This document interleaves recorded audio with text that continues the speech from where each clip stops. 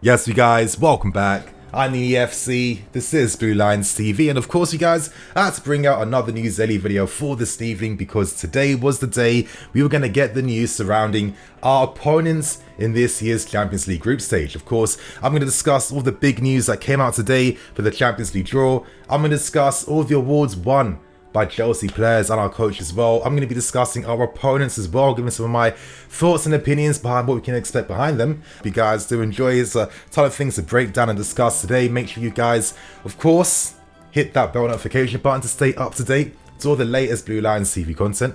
Without wasting normal time, of course, we have to start things off by discussing what went down in this year's UCL draw. Of course, you guys, me personally, I was so excited, I can't wait. It still feels absolutely surreal that we lifted the Champions League last season. I don't know why it still hasn't fully sunk in. It's like one of those like prestige tournaments that takes a while for you to like even really believe what you've just seen. And of course, we have to start with all the awards won by Chelsea players and our manager first. So naturally, we saw Thomas Tuchel winning the UEFA Men's Coach of the Year awards for very good reason. I mean, well, an outstanding season he had for us last season, coming in, having no pre-season with the team, coming in halfway, trying to get things up and running straight away. There was a lot of pressure on him, and he never used it as an excuse whatsoever. I feel like he found so many genius tactics and solutions to help us progress and go through, and one thing that Tuchel proved under us is that he's a manager that can win us the big games. For me, guys, we feel quite complete right now at this point in time, and of course he was the only one that deserved to win this awards. I guarantee we'll see him win a few more ones as long as he's our manager, and let's hope that's going to be the case for the next few years. But congrats to him, and let's now move on to the players. You know, N'Golo Kante and Edouard Mendy, they both won Goalkeeper of the Year and of course Midfielder of the Year in the Champions League. With Edouard Mendy, let's start with him. He had an incredible season. What a meteoric rise he's had in his career. You know, Petr Cech must feel so validated that a player he was co-signing for such a long time ended up having the impact, this type of impact so soon. Mendy last season picked up 9 clean sheets. That's the record in this tournament. By far the best keeper in Europe, and rightfully deserves his rewards. Yeah, so happy for him. And now let's discuss our other winner in N'Golo Kante. For me, this was an obvious one. He was the clear favourite for this one because he picked up the most Man of the Match awards in the Champions League last season. We can't forget his absolute perfect masterclass performances against Man City in the final, and of course in 2 legs against Real Madrid too. He also picked up a Man of the Match award against FC Porto. He played a decisive part in that Alessi game. Let's not forget that run from all the way deep. And then he finds Emerson right at the end. For me, it's very, very simple. Without N'Golo Kante in this team, we don't win the Champions League. We don't win it. You know, he played at such a, I don't want to call it a superhuman level, but I mean, I just have to say that he really is one of the greatest players of his generation right now. And when he does retire, he is going to be remembered as one of the legends of this game. Of course, we should always appreciate these moments, you guys. I remember back when I was young, when guys like Drogba and Lampard were there, you know, you just take for granted a little bit. You know what I mean? You can't even think that far ahead about the future away from these guys, but it does happen. It does happen, and I think during moments of greatness like this, we have to show some respect, and of course, just appreciate what we're seeing.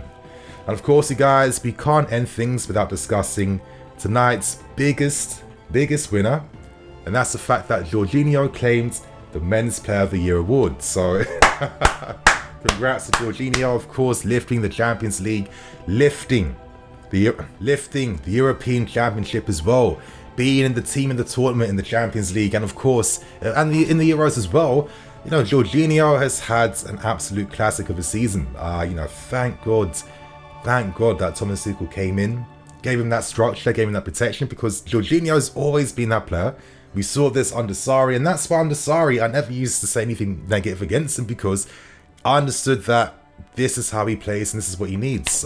For me, I definitely think that under Tuchel, he's definitely grown and improved as a player. I mean, right now, you guys, we're seeing Jorginho using his left foot. We won't really see him doing much of that at all. And of course, he's really grown levels in such a short amount of time. Of course, big congrats.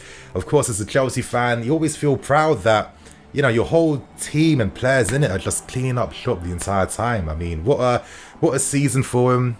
Legendary stuff. And I guess the only thing that slightly annoyed me was that how the hell did Ruben Diaz win the Defender of the Year in the Champions League? That makes no sense. We had 9 clean sheets in the tournament. I'm not accepting that. Yes, I should be grateful, but you guys, I'm a Chelsea fan.